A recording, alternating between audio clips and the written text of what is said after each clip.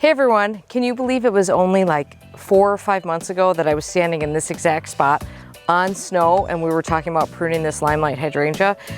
Well, I thought it might be time to show you how everything turned out from that pruning.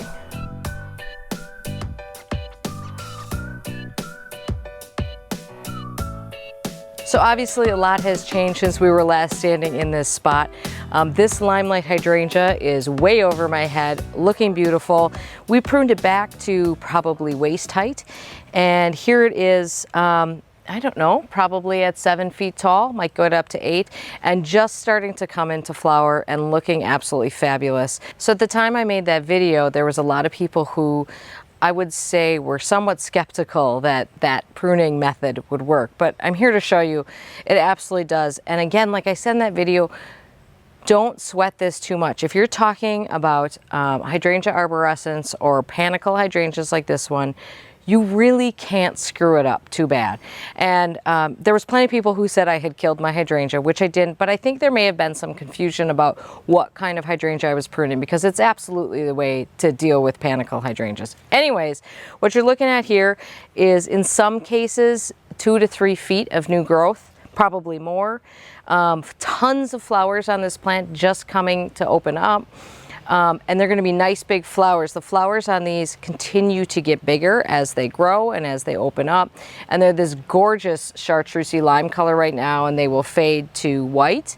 They might get a little green in there again, and then they go pink, and it's absolutely just one of my favorite hydrangeas for sure. So I didn't show you these Limelights in that original video, but there's 3 Limelights planted here along our deck, and they look much taller than the other one. They're not really. There's a bit of an angle here. So my goal when I prune these is to make these, I prune them at different heights so that when they grow, they hopefully end up the same height. These are always a little bit behind the Limelight that's in full sun all the time. This Limelight, this is sort of east facing with some southern exposure, but at the end of the day, they're in shade. The other one is in full sun all the time. But I just want to show you that these blooms are a little bit behind the other one, and that's because of the sun exposure. So next up is the Annabelle hydrangea that we pruned. So you can see it's doing what Annabelle does, which is flopping a little. We had really heavy dew last night, but I find that once these flowers dry off, I mean, the stems aren't broken, and once these flowers dry off, they do stand up a little bit. But you know, this is the nature of Annabelle, to be a little bit floppy. Now, if you remember when we pruned this at about maybe like a foot from the ground to create a little bit of structure to keep the stems a little stronger. And that's helped in some cases. Some of these are new stems straight from the ground, but this is all new growth that you're looking at right here. And it blooms beautifully, and even with a little bit of flopping, I don't really mind that much. I still think it's a beautiful plant and certainly worthy of a spot in my garden, and a spot that's getting bigger all the time because Annabelle does tend to spread out a little bit, and I'm fine with that. So the next 2 that we pruned, essentially the same way as we pruned those Annabelles, were these 2. And this is Incredible. The white one with the big flowers is Incredible. And there's 2 of them. I couldn't remember in the video. So there's one there and one there. And then in front of this is Invincible Spirit. And some of the flowers are fading out a little bit, and they're kind of this lovely blush color. They're more of a deep pink when they first come out. It's kind of a nice look, but I love how the pink and the white sort of blend together in this area, and I would like to plant some more combinations like this because I think it's really a beautiful effect. As you can see though, all new growth here. This is 100% new growth, and the Incredible flops a little bit less than the Annabelle, I would say, but the blooms are so huge, you guys, that there's bound to be a little bit of floppage there. So lastly, we're checking in on Bobo, which was the last hydrangea that I pruned in that video a few months ago, and I think this is probably the best looking hydrangea in my garden right now. Bobo just gets covered in flowers. I've got 5 of them planted, mass planted in this area, and they just look stunning. If you remember, there was a lot of deer browsing on them. That didn't affect them because these blooms flower on new growth, which is great if you live in an area that's quite cold, or where you have to worry about buds freezing, or if you've got deer pressure or something else happens to them. Anyways, these are just coming into flower. There's a nice mix here of just opening, flowers that are just opening and some that are fully open, and it's just beautiful in my garden right now.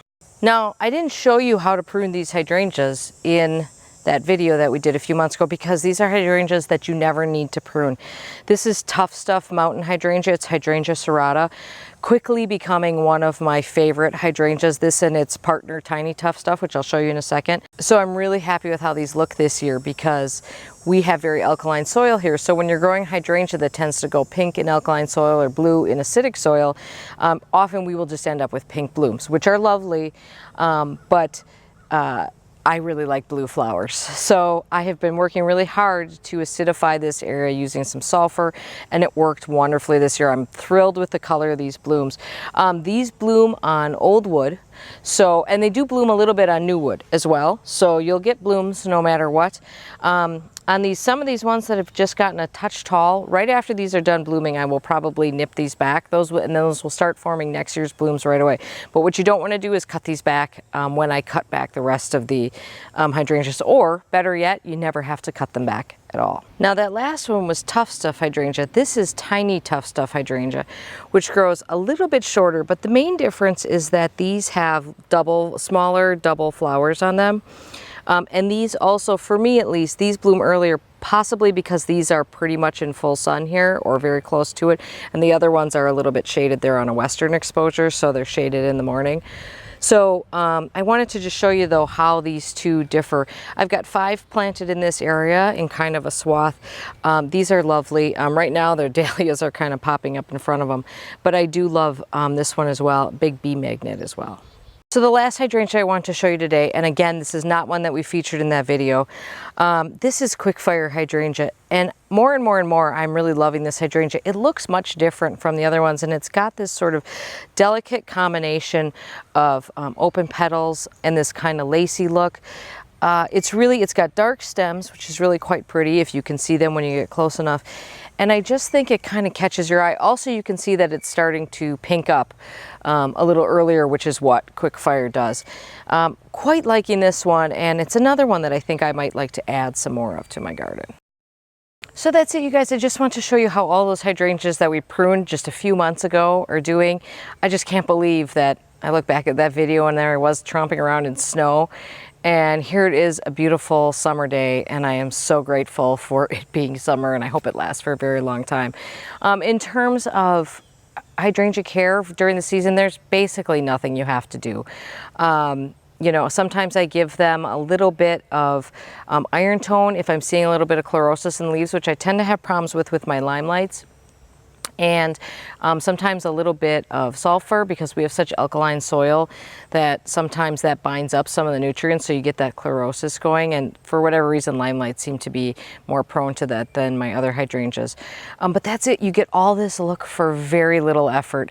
So I hope your hydrangeas and the rest of your garden are looking great this year. And I would just encourage you to, you know, we've got these hydrangeas full of blooms.